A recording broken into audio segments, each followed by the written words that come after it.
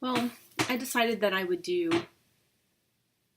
Trina a history, so you could kind of know a little bit about me, what kind of makes me tick. I grew up in the foster care system, like my whole life. So when I was 2, maybe a little bit before my second birthday, my sisters, my 3 older sisters, and I were taken from our natural parents who were heroin addicts and put into a children's home or like a children's shelter. And then put into a foster home. Now, this is obviously hard for me to talk about because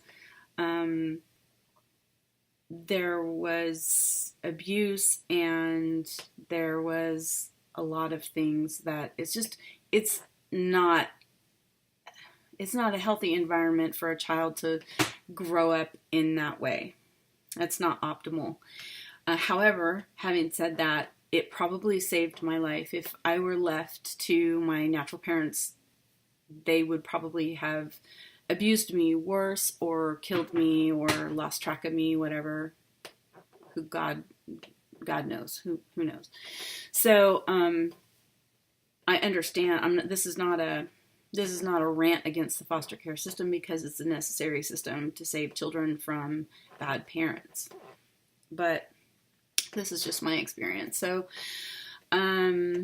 my oldest sister, I think she's like 4 years older than me. Is that right? I don't know.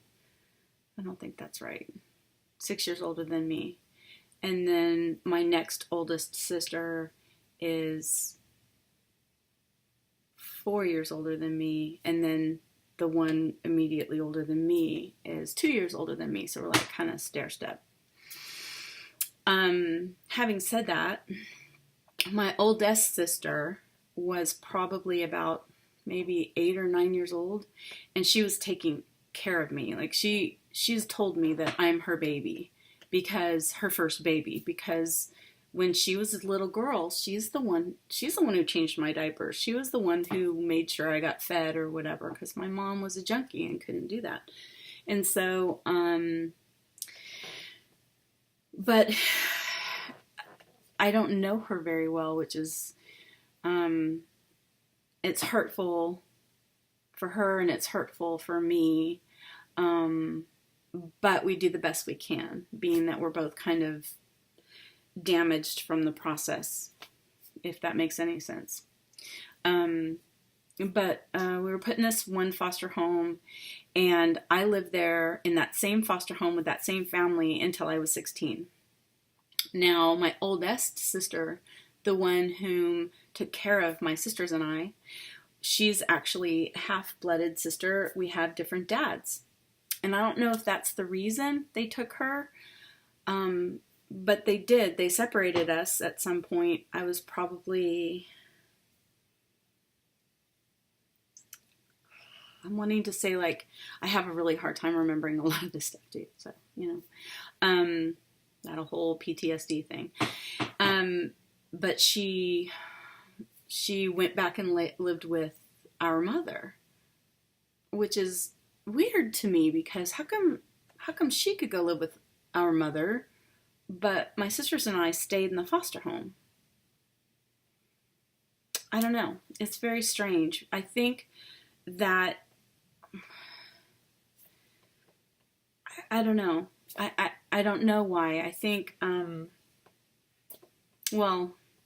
think a lot of things about it, and that might be the conversation for another day, but needless to say, my other 2 sisters and I stayed in that foster home, until they graduated high school and moved out, and me until I was 16. Well, when I was 16, my foster mother found out that I had sex with my boyfriend and kicked me out. Just dropped me off at the children's shelter with a box of my shit and said, see ya. So pretty much like dropping a dog off at the pound or something, really the only home I'd ever really known, and just kind of dropped me off. Now, that has a lot to do with who I am and how I work. I mean, when I work with children, and so when I think about how devastating that is to a child, just to be separated from their family at any age, really, but to be dropped off in that way, to be treated in that way, that could have destroyed me. I'm shocked I'm not a drug addict or a criminal or something. But yeah, so then I kind of bounced around, and I had a lot of good people trying to help me, but I was so angry and so hurt that it was really all I could do just to, graduate from high school.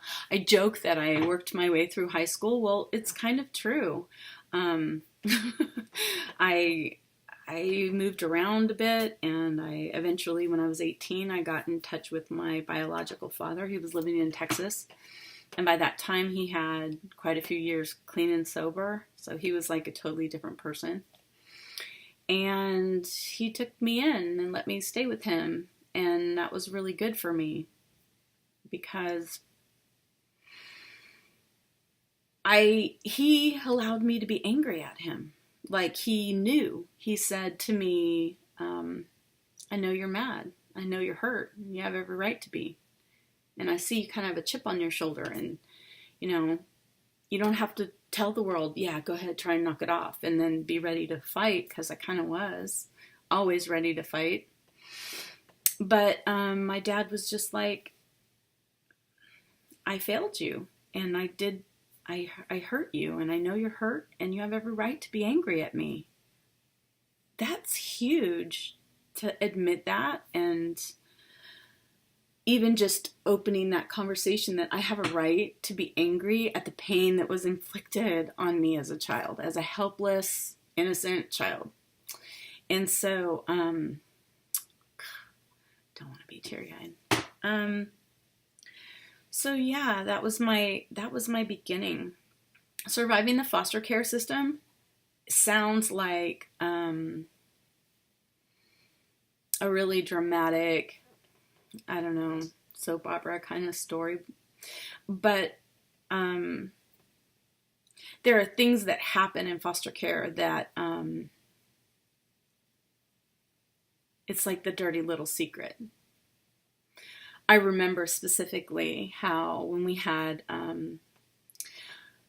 the social workers come to visit our caseworker or whatever, I remember we went through great prep for this. We had to clean up the house really well and, put on really nice clothes, not our normal Goodwill stuff, but actually like something churchy that you would wear to church.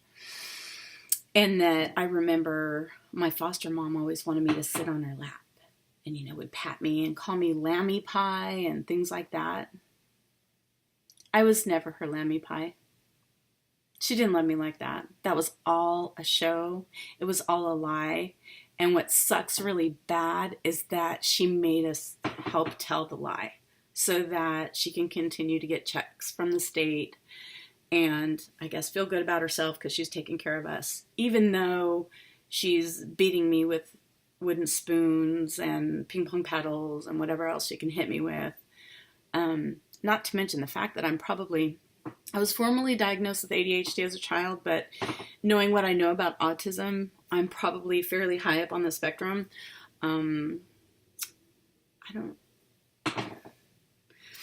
Anyway, I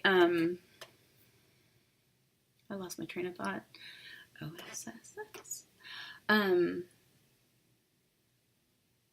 But it's awful that we were treated like that to begin with, but then to make us participate in our own abuse, really, that really sucks.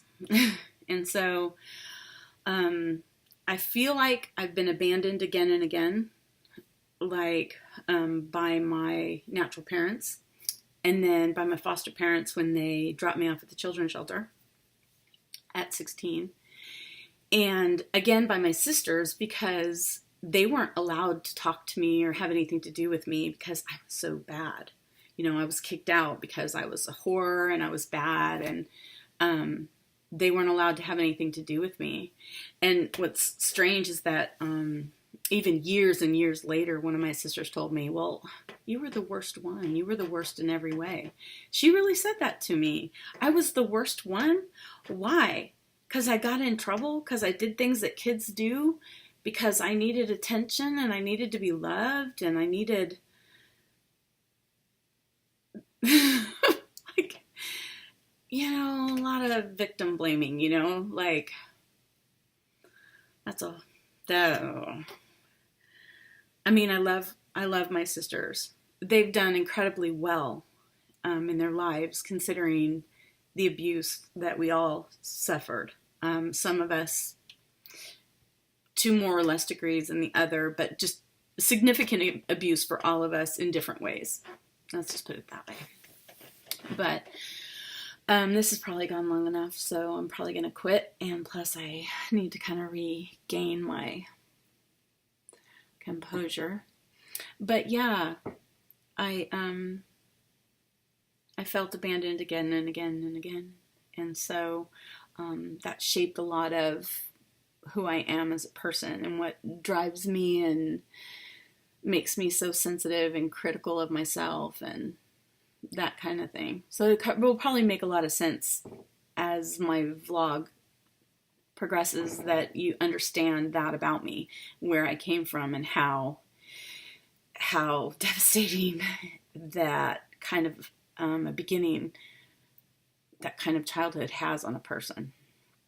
Anyway, so I'm gonna go now so I don't like cry into my water.